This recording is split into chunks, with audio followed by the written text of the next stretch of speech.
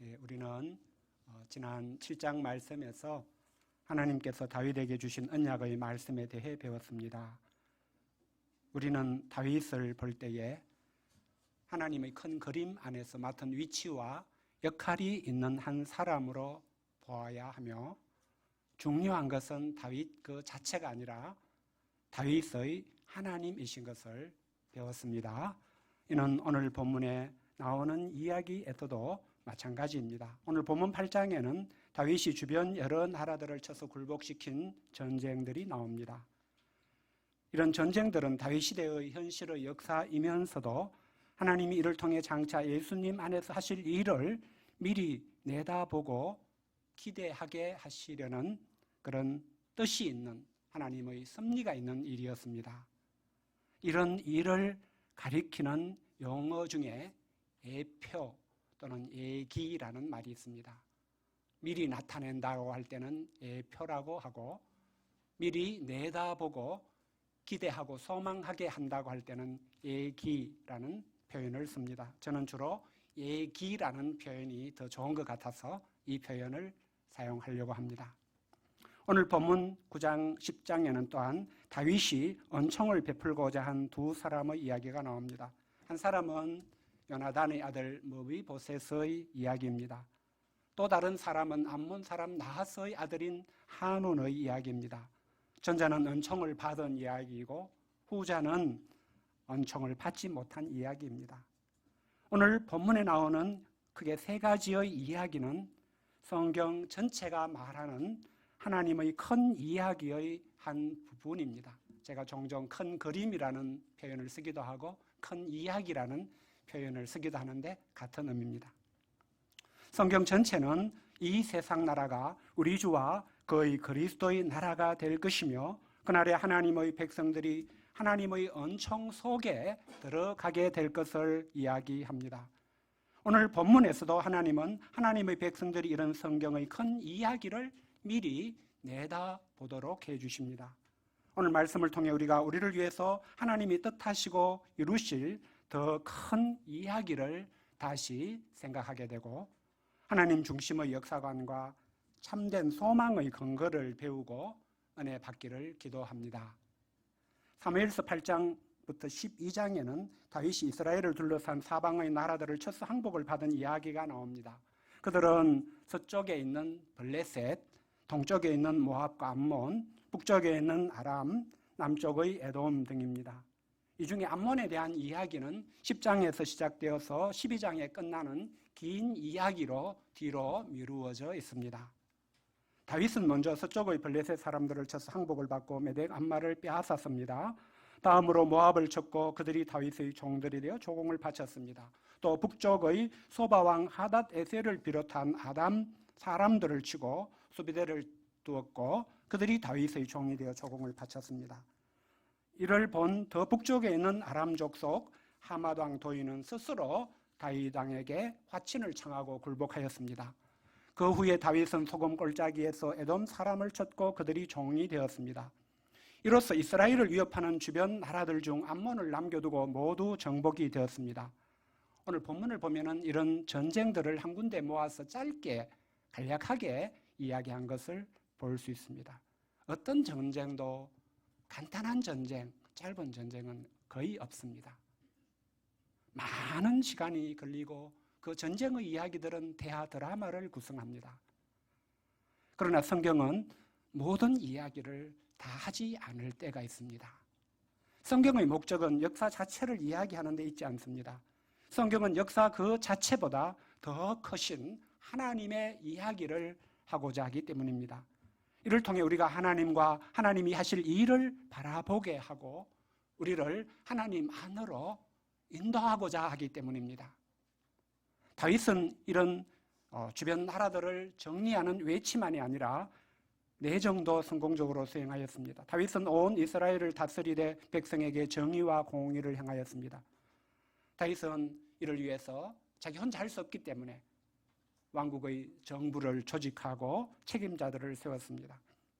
본문에 나오는 정의와 공의는 성경에서 자주 짝을 이루어서 여러 곳에서 나타나는 것을 볼 수 있습니다. 영어로는 justice와 righteousness로 번역이 됩니다. 공의는 간단히 말해 하나님이 옳다고 하시는 것, 그것을 가리킵니다. 그것의 기초에 현실의 사건들을 재판하는 것이 정의를 뜻합니다. 우리는 다윗이 일생을 정의와 공의를 행한 것이 아님을 알고 있습니다. 우리는 당장의 다음 주 말씀인 12장에서 다윗이 정의와 공의를 행한 것이 아니라 극악한 불의를 행하는 것을 보게 될 수 있습니다. 이는 다윗 역시 사람일 뿐이고 완전한 존재는 아니기 때문일 것입니다.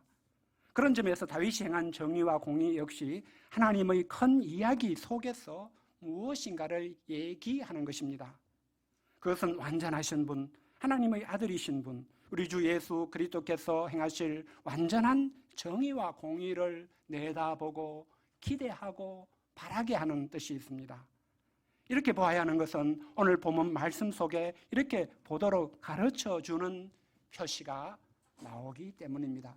보통 이제 드라마의 연기자들에게 주어지는 대본에 대사가 있고 그 대사를 어떻게 이해해야 될지 설명하는 지문들이 있듯이 오늘 본문에도 그런 지문이 있습니다.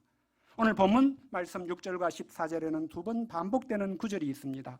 다윗이 어디로 가든지 여호와께서 이기게 하셨더라. 이는 다윗이 사방 나라들을 정복한 것이 그가 세계사에 나오는 위대한 정복자들과 같이 뛰어난 인물이어서가 아니라는 것을 먼저 말합니다. 이는 또한 하나님께서 다윗이 너무나 이뻐서 다윗만을 편애하셔서 그가 어디를 가든지 이기게 하셨다는 것을 뜻하지도 않습니다. 다윗이 사방 나라들을 다 정복할 수 있었던 것에는 하나님이 이를 통해서 나타내시려는 뜻이 있었다는 표시입니다. 하나님의 뜻은 이미 7장 11절에서 말씀해 주셨습니다. 하나님께서는 하나님의 백성이 모든 원수에게서 벗어나 편히 쉬게 하겠다고 말씀하셨습니다. 하나님께서는 다윗을 통해서 이 뜻을 맛보기로 나타내셨습니다. 그러나 우리는 하나님의 백성을 상징하는 이스라엘이 다윗 시대에도 다윗 이후의 시대에서 오늘날에 이르기까지도 완전한 안식, 모든 원수에서 벗어나 쉬는 역사 속에 들어가지 못한 것을 알고 있습니다. 그것은 왜입니까? 이는 궁극적으로 하나님께서 하나님의 아들 그리스도 예수님을 통해 이루실 일을 역사의 해를 들어 말씀하신 것이기 때문입니다.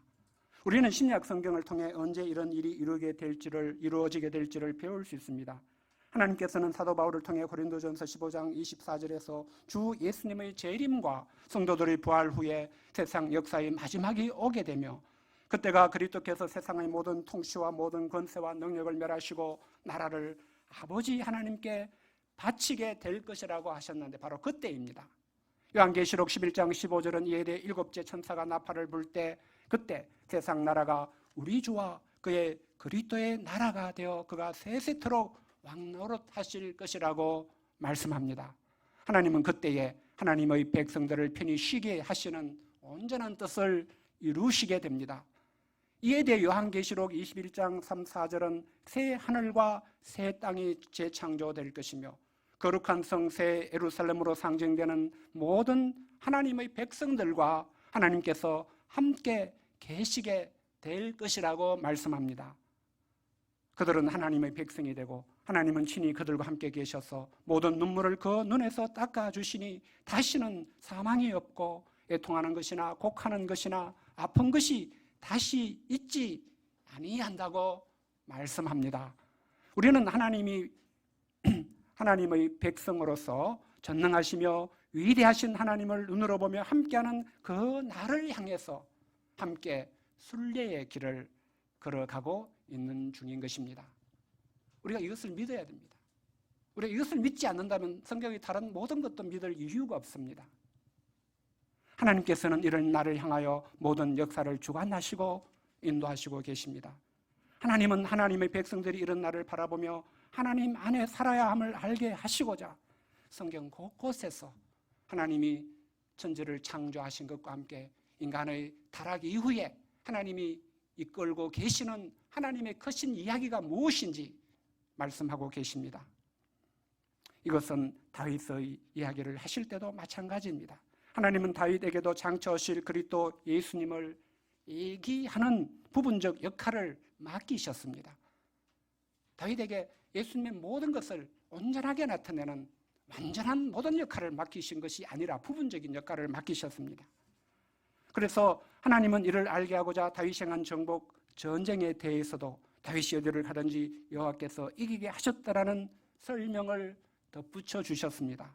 우리는 성경의 어떤 이야기를 통해서도 지난주에 말씀드린 하나님의 큰 그림, 큰 이야기를 내다보며 읽을 줄 아는 것이 필요합니다.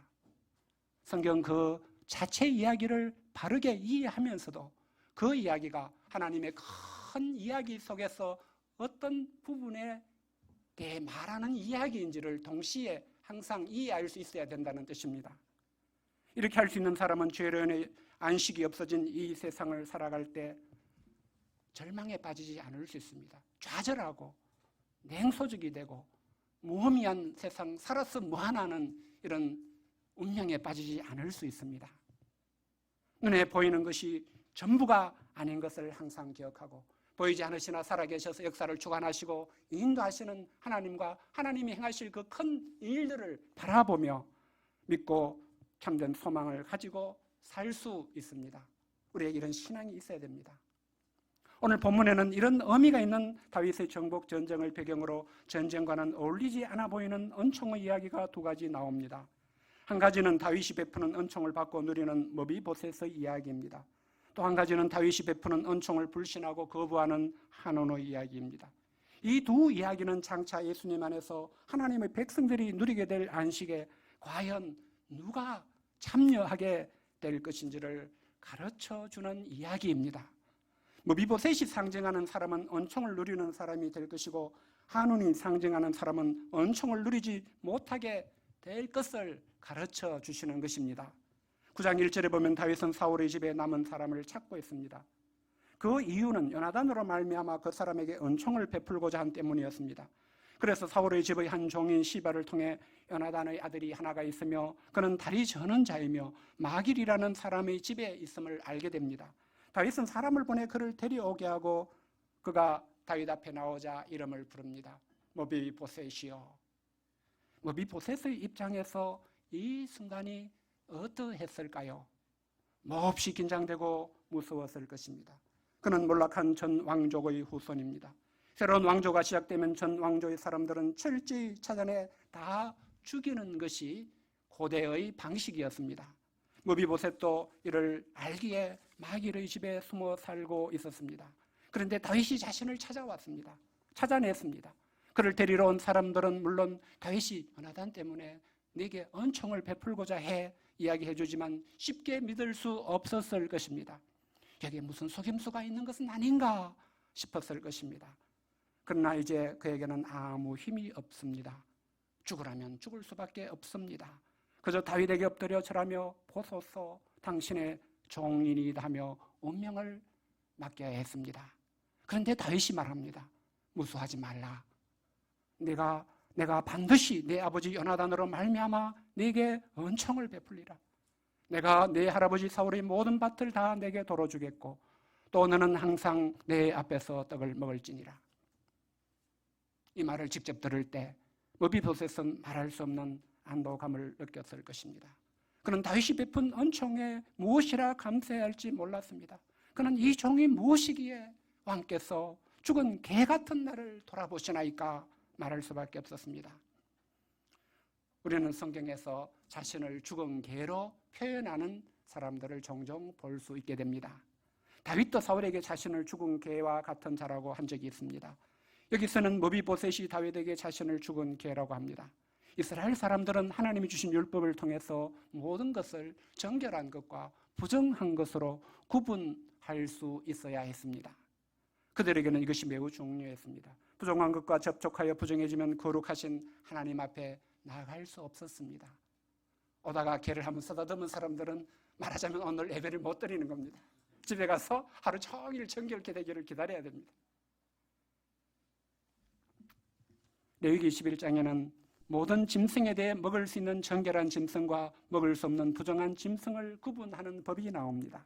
정결한 짐승은 굽이 갈라져 쪽발이 되고 새기임질하는 짐승이어야 했습니다. 그런데 개는 어떻습니까? 개는 굽도 없고 새기임질도 하지 않습니다. 그래서 유대인들은 개를 부정한 짐승으로 멸시했습니다.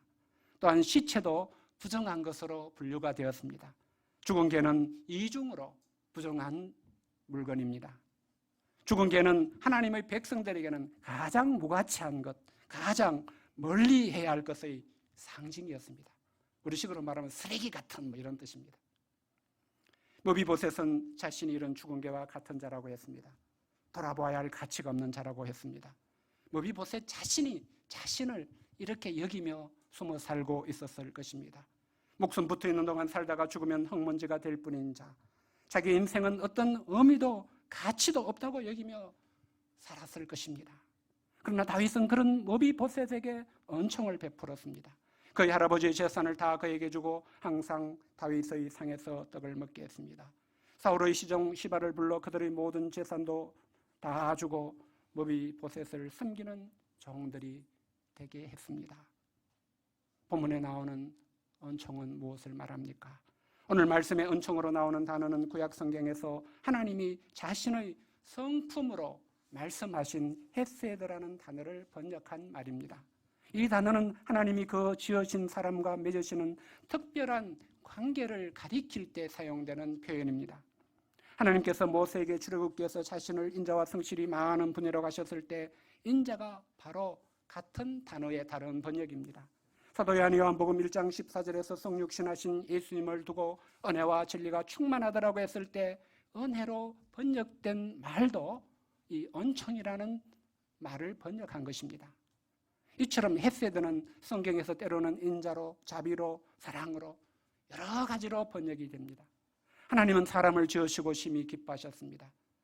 이는 하나님의 형상을 따라 지음받은 사람이 자녀를 낳은 후에 심히 기뻐하는 것과 같습니다. 하나님은 창세기 3장에 나오는 사람의 범죄 이후에도 사람을 변함없이 사랑하셨습니다. 아픈 사랑을 하시는 거죠. 죄와 사망에서 구원하시고자 전력을 다해 모든 일을 행하시고 계십니다. 다윗은 바로 이런 뜻의 은총을 머비보셋에게 베풀었습니다. 머비보셋은 스스로를 죽은 개와 같다고 여겼을지라도 다윗은 요나단으로 인해 그에게 은총을 베풀었습니다. 그가 비록 몰락한 왕족이 되었을지라도 왕의 자손으로서의 모든 필요를 공급받고 모든 것을 은혜를 누리며 왕자로서 살 수 있게 했습니다. 이런 머비보셋의 이야기는 많은 전쟁의 이야기보다 자세히 살펴볼 의미가 충분합니다. 이 이야기는 오늘날 하나님께서 예수님을 통해 우리에게 베푸신 구원의 이야기를 떠올리게 하는 이야기이기 때문입니다. 제가 머비보셋을 설명할 때 여러분들의 마음속에 나의 구원이 이런 은총의 이야기이구나 이런 생각이 떠올랐기를 바랍니다. 우리의 구원 이야기도 하나님께서 우리 주 예수님을 통해 우리에게 베푸신 은총의 이야기입니다. 우리는 이 이야기를 통해서 우리가 어떻게 구원을 받았으며 어떻게 구원의 은혜를 감사와 감격 속에 누릴 수 있는지도 배울 수 있습니다. 우리가 구원을 받는 것은 항상 말씀드리지만 우리 자신의 힘과 노력으로 받는 것이 아닙니다. 우리의 구원도 다윗이 머비보셋에게 요나단으로 말미암아 일방적인 은총을 베푼 것과 같이 임한 것입니다. 하나님은 죄와 허물로 죽었던 우리 살아있지만 영적으로 이미 죽었고 영원히 죽어야 할 우리를 찾아내시고 예수님 안에서 새 생명을 주셨습니다. 모든 은혜를 주셔서 신라고는 이 세상을 오늘 또 살아갈 수 있도록 사랑으로 섬겨주셨습니다. 우리가 이 은혜를 받고 더 충만한 감사와 감격을 누리는 비결은 다른 데 있지 않습니다. 의심과 불안, 불신을 떨쳐버리고 주 예수님을 믿고 영접하는 사람이 되는 것입니다.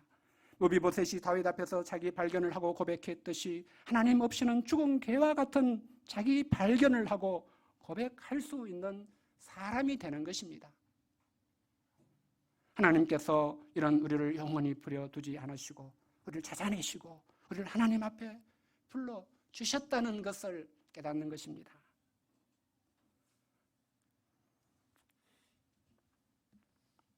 우리를 하나님의 자녀로 삼으시고 하나님의 은혜와 사랑 속에 살게 하시고 장차는 하나님의 나라를 유업으로 있게 해 주실 하나님 앞에 우리 자신을 세우고 엎드리는 것입니다.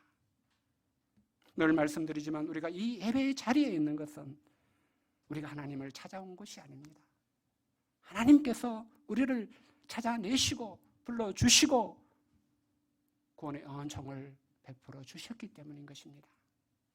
우리가 오늘 말씀을 통해서도 머비보셋과 같은 우리에게 주신 하나님의 구원의 은총을 깨닫고 하나님께 드리는 감사와 감격이 우리의 가슴에서 솟구치기를 기도합니다.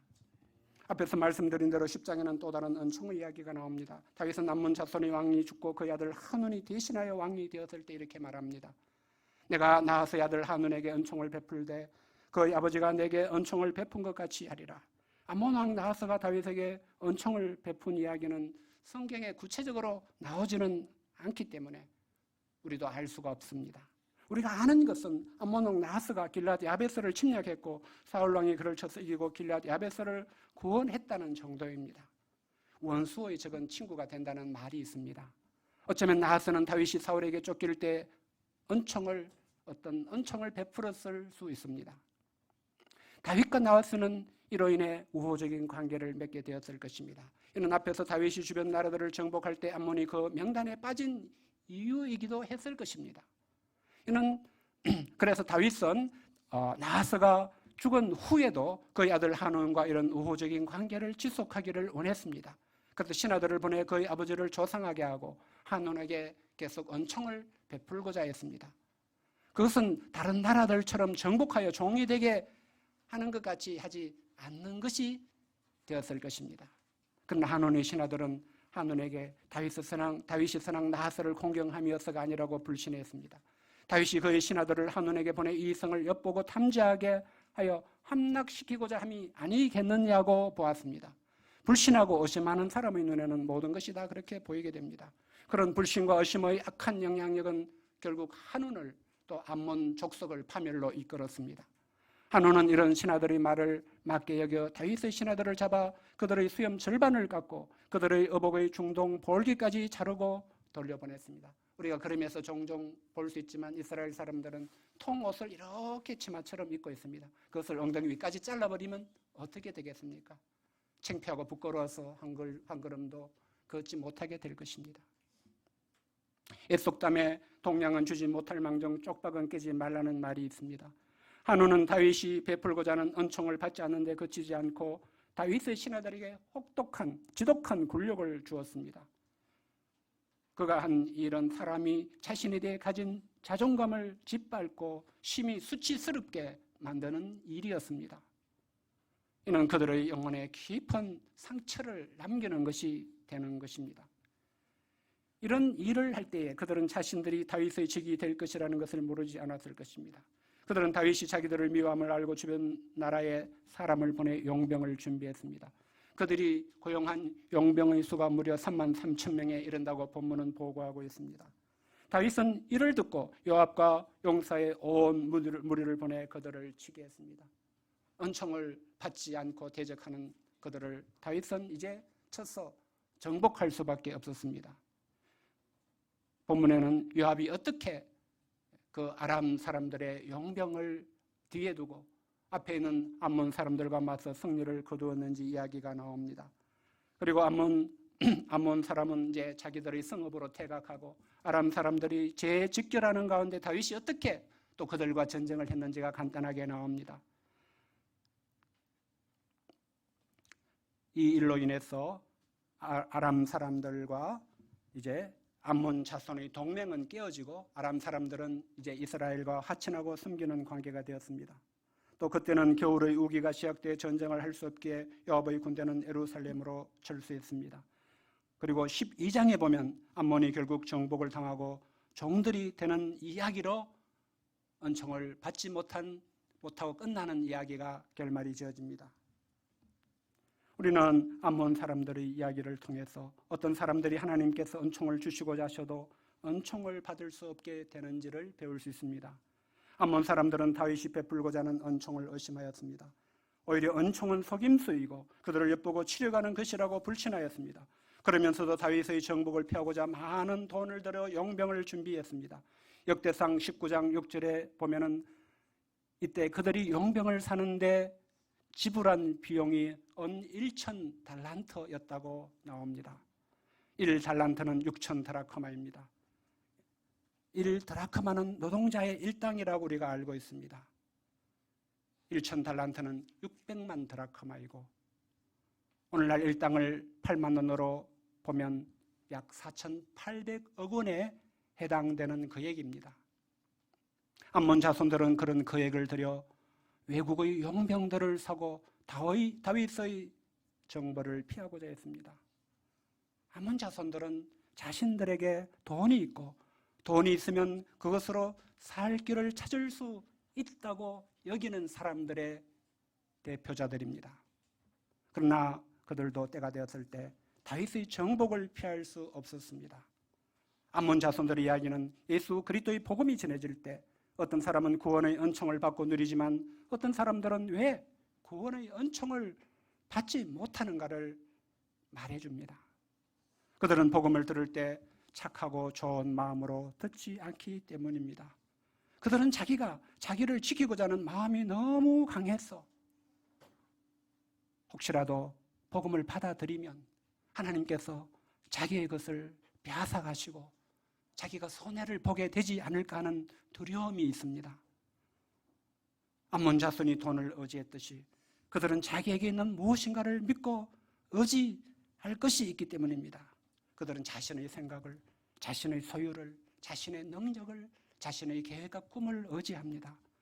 그런 믿고 의지할 것이 있기에 그들은 그것을 가지고 자기 인생을, 한 세상을 살 수 있을 것이라고 생각합니다. 그러나 우리가 경험하듯이 이 세상은 신락원의 세상입니다. 내 혼자의 힘으로 완전한 삶을 살 수 없는 곳입니다. 생각지 못한 온갖 일들이 언제든지 있을 수 있고 일어나는 것이 이 세상입니다. 이런 세상에서 사람은 참으로 연약하고 한계적인 존재이며 죽음 아래에 있는 존재에 지나지 않습니다. 그렇기에 사람에게는 하나님의 은총이 필요합니다. 이런 세상을 살 수 있게 하는 하나님이 주시는 능력이 필요합니다. 이런 사람에게는 전능하신 하나님의 구원의 은총 아래 사는 것이 제일 좋습니다. 그것이 자기의 힘을 의지하고 자신의 것을 의지하는 인생보다 더 낫습니다. 오늘 본문의 이야기는 오래전 다윗이 이스라엘 왕이었을 때의 이야기지만 우리는 이 이야기에서도 하나님이 우리를 위해서 하시려는 일들을 배울 수 있습니다. 하나님께서는 우리 주 예수 그리스도의 재림의 날에 하나님이 없다는 모든 세상 나라는 심판하실 것입니다.